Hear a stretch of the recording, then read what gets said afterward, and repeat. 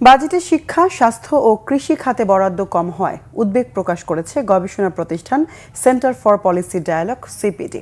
আর DCCI নেতারা বলেছেন মূল্যস্ফীতি কমাতে দৃশ্যমান কোনো পদক্ষেপ নেই বাজেটে। বিকেলে বাজেট নিয়ে তাৎক্ষণিক প্রতিক্রিয়ায় এমন মন্তব্য করেন তারা।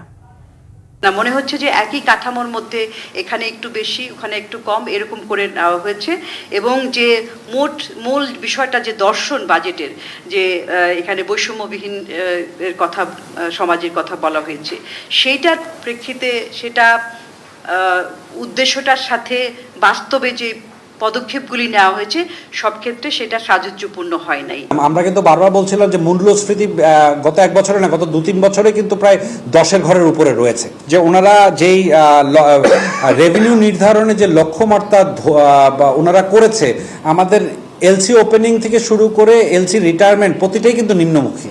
সো আমরা খুব ডাউটফুল যে এটা ওনাদের যে লক্ষ্যমাত্রা আছে এটা ওনারা ফিল আপ করতে পারবেন কিনা।